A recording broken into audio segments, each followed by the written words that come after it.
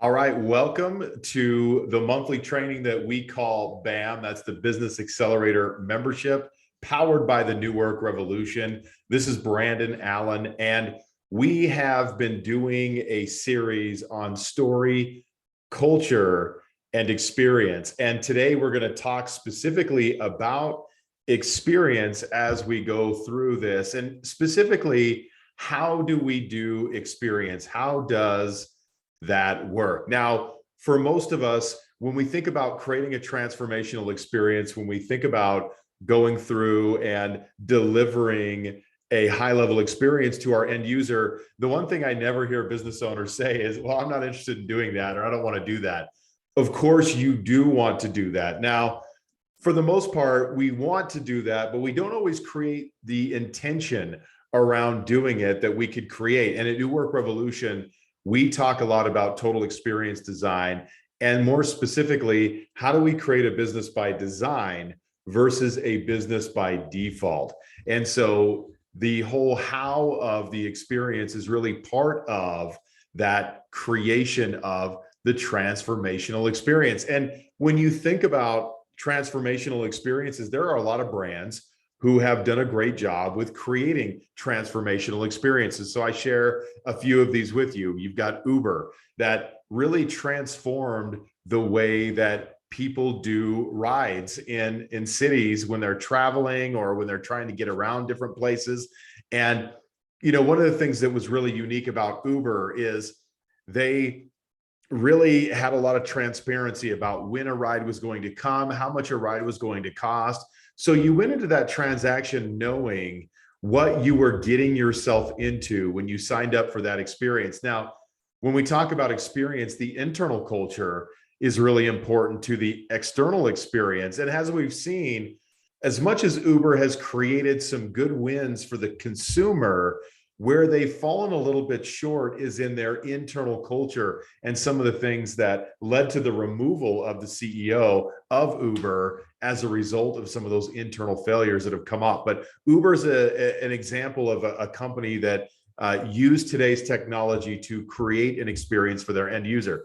The MBA is an example of a brand who delivers an experience. Now, some people don't like the MBA because of things that they stand for socially and things like that. But when you think about where the MBA is today versus where it was when I started watching the MBA and really paying attention to it was in the early 80s.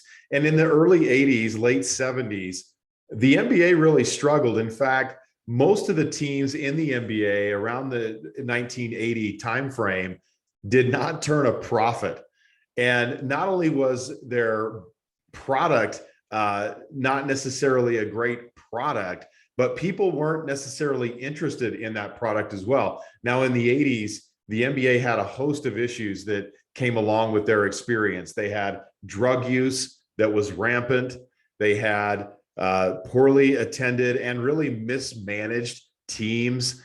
And one of the things that really culminated in the failure in experience is they literally had a tape delayed NBA finals in 1986. So as late as 1986, the NBA had a tape delayed, not a live presentation of their finals. Now, today, that's unheard of. You would never hear of a tape delayed Super Bowl or World Series or any of that. But back then, the NBA lacked such popularity that was necessary because advertisers didn't want to carry those games, or they weren't as excited about those games as they are now.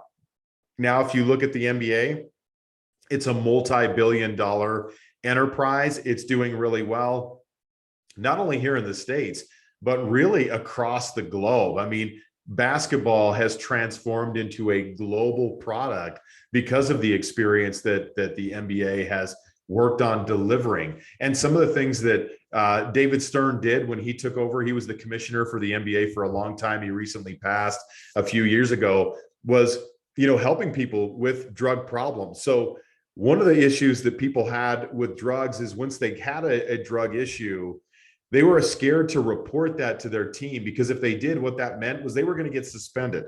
Now, what David Stern said is he said, listen, let's get you clean. Let's get you right. If you come forward and you need some help, we will not punish you for that. So now they're not thinking about, well, how much money am I going to lose if I admit that I have a problem? Now they're more free to do that. And there's a lot of other things, like expansion into the international market and other things with TV and everything else that David Stern did to really help that product.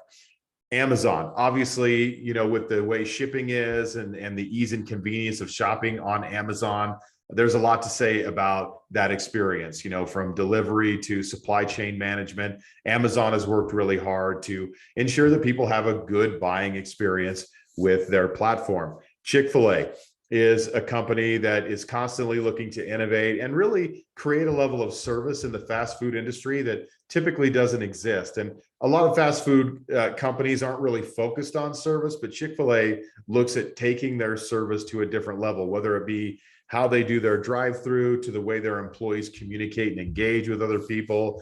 Chick-fil-A is one of those companies that has delivered experiences, positive experiences for people who have patronized Chick-fil-A. And then Netflix.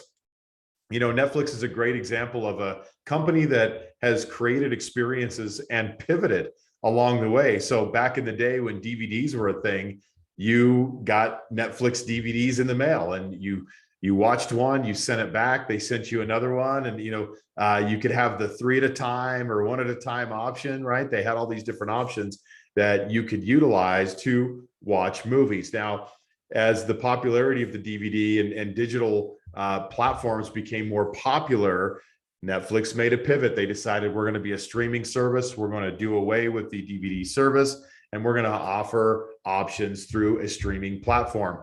And quite frankly, Netflix created a completely different way for people to consume content, where now you have tons of options for streaming. In fact, it's almost, now it's almost gone too far with all the streaming options and platforms that you can subscribe to watch content. But Netflix was really a pioneer in this, in creating an experience where people could binge watch and find and consume content right at the press of a button. So those are some examples of brands that have created experiences just to kind of get you in that thinking mode of experience. And so for those of you who don't know who I am, my name is Brandon Allen. I'm the founder of the New Work Revolution.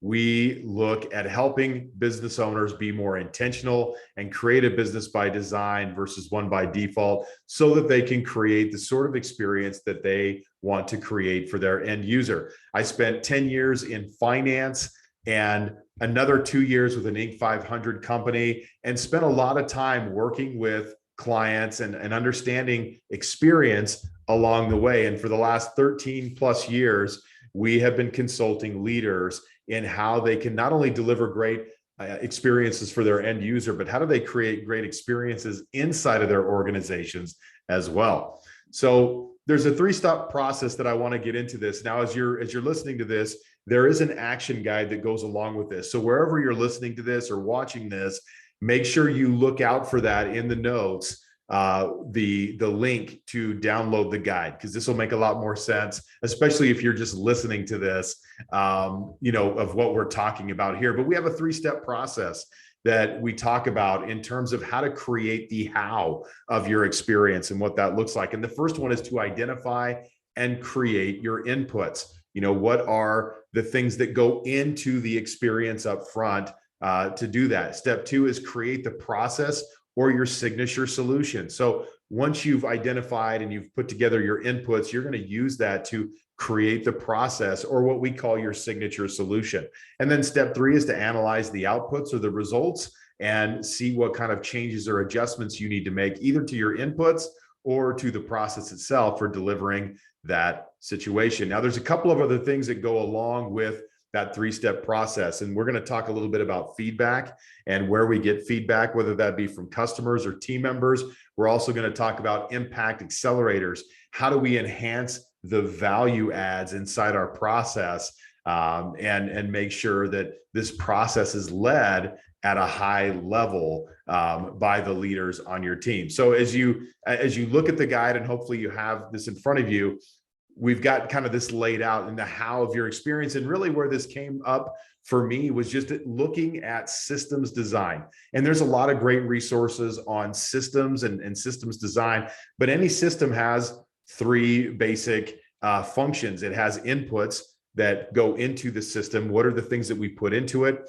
What is your process or signature solution that you create with that, with those set of inputs? So for instance, if you're baking a cake, right, you're going to have eggs, you're going to have flour, different things that you put into that, and then your recipe or whatever is going to be what you use those inputs for, and then the output hopefully is a delicious cake, unless I make it, and then it may not be so tasty, but you get the idea. So we've got inputs, we've got the process or signature solution, and then we have the outputs. Now, in that process, we're going to have feedback throughout to see how are we doing with what that looks like. So a feedback, maybe I cut a piece of cake, I give it to my daughter, and my daughter says, "Dad, this is good," or "Dad, this tastes disgusting. I can't believe you made this. It's horrible," right? So that could be, and literally my daughter probably would give me that feedback. So, and then throughout the process, we're always looking for impact accelerators or things that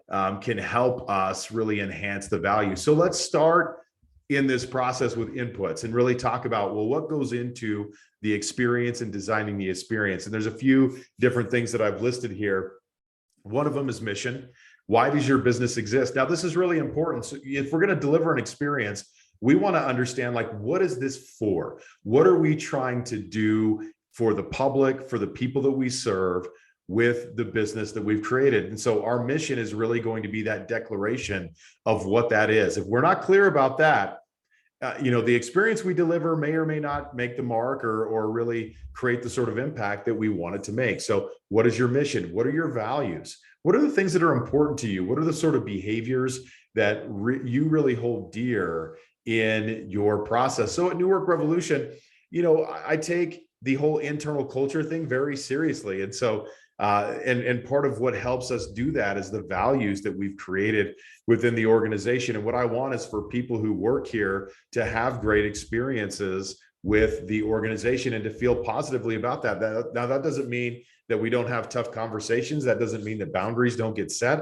It just means that whatever we do, we want to have a certain set of dignity and respect that goes into all the communication that we have. So values is one of our inputs. Our ideal customer is an input. Who is this for? Who is going to most benefit from the experience that we create? I want to be super clear about that because for a lot of businesses, when we try to create a process for everyone, what we realize is no one's satisfied. So you likely have a way that you want to go about doing the work that you do or producing a product that you produce that a certain type of person is really going to resonate with and like. Focus on that person. Remember who your ideal customer is. Your message and your story is going to be part of this. So, I've talked about story and culture and how it really leads into the experience. And your message and story is one of those inputs that's going to set people up and set the tone for what they're going to experience in your organization. So what we want is the story to be congruent with the experience that people are going to have with your business. So that's really important to get that in there. Your business plan, putting together a plan and how we want to do a lot of different things within our organization, experience included, is going to be one of the inputs that go into creating that signature solution. What is it what's our strategy? What are we trying to do to win, not only as a company, but also for our customers? And then sensory inputs are one of those things that I look at in the experience. This is your sight, smell, taste, sound, all the different things, how people feel. How do we want people to feel when they interact with our brand, when they interact with our product or service? All those things are considerations that we're going to bring into that process. And so as we talk about creating a process or a signature solution, I'm just going to show you what ours is. So what we talk about is we want to double someone's true profitability. And what that looks like is not only do we want someone to grow in terms of revenue and profit and all those types of things, we want to do that for a leader and a business owner, but we also want to do it with the fact, with the end in mind that not only is it important to grow in the business, but to also allow that level of freedom to happen for you as you grow. And what happens a lot of times in businesses is people grow and they become more bonded to the business and they can't get away from it because they've got to keep the machine running. So we want to help business owners not only create growth, but also learn how to do that in a way that helps them create freedom. So this is our 2X True Profit system, as you can see that. And it's comprised of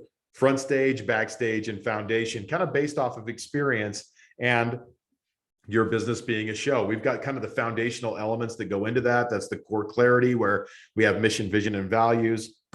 We talk about what metrics we track and all those types of things. And then what are the habits that we want to have? That's the foundation of how we show up for other people. And those are the foundational elements. Then we've got the backstage, which is really a lot of the work that goes into the delivery of anything, whether it be a sports game, a play, or some kind of theater production, or just someone coming in for work to be done in the service-based sector. There's a lot of backstage work that happens, whether that be innovation, whether that be empowering teams and building teams, whether that be learning how to manage and plan and organize the work. There's a lot of backstage things that go in front of that. And then we have the front stage, and that's the stuff that we present to the public, things like marketing and the way we market, our sales process, how we bring people into that, and then how we deliver that service all goes into the front stage activity. So we kind of break that down into our signature service, and we start with the foundation. We then go to the backstage, then we go to the front stage and make sure all of those things are working effectively. And we have an order that we go in, because if you go out of order, you're going to miss certain things. So I could be a great salesperson and try to sell the right person, but if I don't have the core clarity piece in place, I'm likely not going to sell to my ideal client. I'm not going to sell with the mission in mind. I'm going to bring people in that are not congruent with the type of service or product that we're trying to deliver. And then those people who are receiving that product or service are going to be dissatisfied with what they're getting. So that's an example of a signature service or the process that we deliver. And so on the other side of that are outputs. This is client transformation. How are we affecting change for people? Business numbers, right? This is revenue. This is profit. These are margins, all these things. Reviews. How are people talking about our business and everything else? And those even could be internal reviews. If we have 360 reviews or things like that, where we review each other internally with the experience. And then we look at the emotional connection, not only of the team members in the organization, but also for brand affinity that a customer might have for the type of work that we deliver for them. So all of those things go into the outputs, and we're looking to see, do the outputs match what we hope to see when we created our signature solution? And so as we go through that, we're going to have some different feedback loops to really see how we're doing. So again, we talk about reviews, right? And reviews are the external reviews. How do people really feel about our product or service? Testimonials. What are they saying? What's the story that we're hearing from people? And then client results. So if you're in a business where you're trying to deliver results for people with your service, is your product or service delivering the sort of results that you've promised through your story and everything else? That type of feedback is really important in this process. And then the last thing, and the last part of this, is impact accelerators. And impact accelerators are things that we can bring into the process, whether that be on the input side or whether that be in the signature solution side, that really enhance the value of what we're trying to do. And I think a lot of times in business, we focus so much on volume and trying to do more and more and more for more and more people, that we forget to just look for ways that we can subtly increase the value that each person has that works with us. So there's some examples here that I have of impact accelerators. These are deliverables that support the experience. How can you continue to give enhancements to the experience through deliverables and things like that help to clarify what they're doing, to give them a roadmap for what's next? Whatever that is, it could be a book, it could be a notebook, it could be a binder, it could be, a DVD series or whatever, right? I know DVDs aren't as popular, but, sometimes people still like that perceived value of a physical thing. So it could be any of those things. It could be a thumb drive with digital documents on it, whatever it is, right? Team coordination and culture. An impact accelerator really in the process is when we have great team coordination and we're doing things like company retreats, when we're doing things like strategic meetings and setting objectives, we're coordinating the team in a way that is going to allow the culture to really thrive and which then will impact the experience that you're going to deliver. And so when we ask ourselves, hey, is team coordination and team building something that really adds to the bottom line? It absolutely can, provided that we really have intention of how we want to coordinate the team in order to do that. And I always think when we talk about experiences, you think about going to a play, and imagine going to a play where no one knows what part they play, through their roles. No one knows their lines. No one knows any of that stuff. We haven't done any lighting. We haven't done anything with the tech part. None of that stuff is done. And then we try to show up and we try to just make a play happen. It's very likely that play is going to be a disaster. And so team coordination and culture at work is kind of thinking about it like we're preparing for a play or we're preparing for a game. We've practiced, we've put in the work to make sure that people are ready to do that. High-level leadership is an impact accelerator. Your leadership is really going to determine how well people deliver that how of the experience. When you have great leadership in place, people are going to follow that. They're going to resonate with it. They're going to have clarity. There's going to be high-level communication that goes along with that. And that's going to really influence and impact what happens. And it's not just your leadership, but the leadership of every single leader on your team in the organization. Creating time and space for high leverage work. Again, this is one of those things that some people get so busy just trying to do the work that they never step back and really analyze, is what we're doing working? Do all these pieces make sense? Is A plus B equaling C? Or do we have a problem here where A plus B is equaling F and we didn't intend for that to happen and we don't even like that that's happening? And so the more you can create time and space for high leverage work, which high leverage work being marketing, systems and processes, team building, and idea development and generation. If you're spending time doing those 4 activities at a high level, you're going to continue to improve the process and make sure that things are moving forward the way that you want them to, and addressing different changes and needs as those needs come up. One thing we know about systems is that at any point in a system, it's going to break down. What worked yesterday at some point isn't going to work tomorrow. We've got to be ready for that as leaders, and we've got to create the time and the space to address those things when we need to.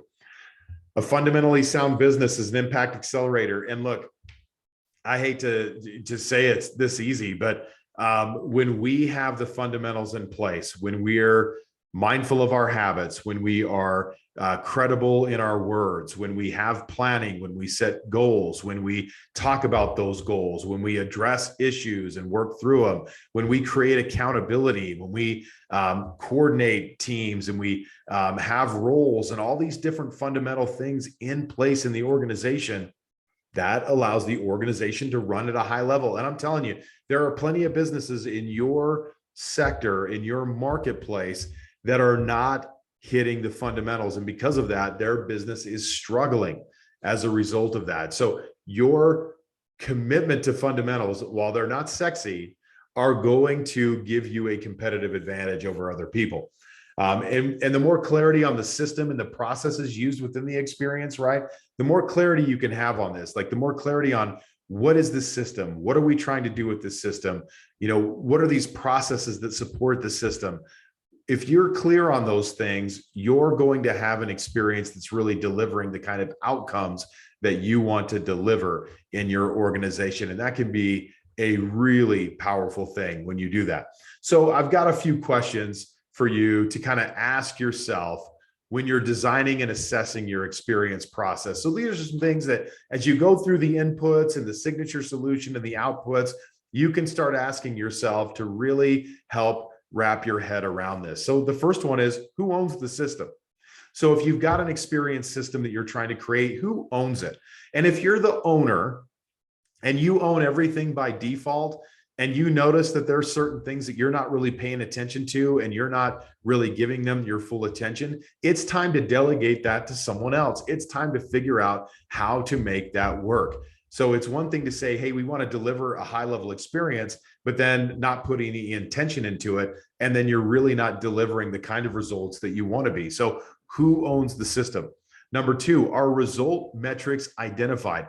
Do you know how to assess if the system of your experience is working? If you're winning, do you have that in place? Number three, how are results getting tracked? So it's one thing to identify metrics. It's another thing to actually track them and look at them. Is someone tracking them? Are they up to date? Are you looking at them? And if they're not up to date, what's the point? Something that happened 2 months in your business likely is not going to help you today. Now it could, but most likely it won't. So make sure that your numbers are up to date so they're really providing you the kind of information that you need to make decisions on your experience. Number four, does everyone know their role? So again, think about a sports game or a play, right? And those are just easy things to kind of wrap our heads around, which is why I use them. Could you imagine going to a football game and people not knowing their roles on the team? It would be disastrous. Could you imagine going to a play and people are like, okay, well, who am I? What's my character? What are my lines? That is something that we do at work. We're not clear about this. We don't define it. People don't know their role. They don't know their lines. Then they show up for work and they just try to do the best they can. And then as leaders, sometimes we get a little dismayed that they're not doing the right things, but we haven't told them what those things are. We haven't defined that clearly. So everyone on your team plays a role, and are they clear on what that role is? Number five, who's your customer? Do you know who that is? The whole experience is for this customer. Do we know who the customer is? Number six, what are the emotions that we are trying to evoke inside the experience? How do we want people to feel? This is really overlooked. And I worked with a lot of medical providers over the years, and there's a lot of medical providers who are very left-brained, who are very kind of in their own head and very systematized and very structured. And because of that, they think that what people want are logic in their process. And I'll tell you this, most people don't care about the how. What they care about is, did they get the result and how do they feel about it? So if I'm working with someone and they give me a result, but they're a real jerk doing it, I don't know if that's someone I want to work with, right? And we've probably worked with people like that know how to get results, but they're just really not that fun to work with. Now, we may put up with that for a time, but over time, we may lose interest in working with someone like that. So keep in mind the emotions that we're trying to convey. You could go to the dentist and have a really technically proficient dental experience where the dentist does whatever work that he does or she does in a very precise and just technically sound way. But if you don't like the experience of working with the team and everything else, and you felt really scared about it or you felt really bad about it, very likely you're going to walk away from that thinking that is an experience I don't want to repeat for myself, and you're going to walk away from that. So think about what the emotions are that you want people to feel when they engage. Number seven, take advantage of times where you can customize in the moment. So this is where fundamentals are important, because when we know the fundamentals, we can improvise within those fundamentals as it calls for it. But if I don't understand the fundamentals and I'm not fundamentally sound, it's really hard to do that. And that's why you hear like, you ever watched a movie where they talked about a movie and how it got played out, and then you realize like a whole part of the movie that you absolutely loved was completely improvised? That is from someone who has the fundamentals and the baseline down, who knew what they could do and where they could take liberties in that moment to enhance what they were creating in that moment. And there's a lot of great movie moments where that's been, where that was able to happen, where people are like, oh, wow, okay. Like I didn't see that coming, but that was completely improvised in the moment. But it's easier to do that when you have the fundamentals down. Now, I'm not thinking about what I'm doing. I'm in the moment, I'm being present to it, and I can be creative in that situation. So that's really important. And number 8, is this replicable? Can your experience be replicated again and again and again? So critical. So those are key questions to ask when you design and assess your experience. And don't make your experience so technical that it can't be repeated by anyone else. So I want you to think about this as we kind of wrap this up, and I'm going to give you some time to do that. What is the takeaway for you right now? What is your homework as you think about the how of delivering experience? What is the homework that you want to take back and do as a result of what we've talked about today? So I want you to kind of think through that, and I want you to write that down in that space. And then I want you to commit to creating time and space here in the near future to address that specific thing that you've talked about in your own experience. This is a great time to really assess your experience and what you're delivering, and really get more technical and more granular in the experience from a systems design process. So hopefully you got a lot of value out of this. I'm going to leave you with one more thought. This is from Annette Franz. She said, "You can't transform something you don't understand. If you don't know and understand what the current state of the customer experience is, how can you possibly design the desired future state? If you don't know what the experience is now, how are you going to design that for the future to get to the place that you want to go with your customers? It's impossible to do that. So I want you to think about that. I want you to chew on that and think about what that might look like for you in the coming year as you look at how you deliver value to your customer base. So you guys, thank you so much for listening and joining us and watching on this month's webinar. There's more that we have. We have a whole archive of similar content that you can go to the link that I shared with you guys in the action guide at the end of it here, where you can get access to all our past trainings. And there's probably at least 20 to 30 trainings in there that you guys can go check out and see what topics most resonate with you, and then check those out. So again, you guys, thanks so much for watching, for listening. If you've got any feedback or need anything from us, please go to newworkrevolution.com.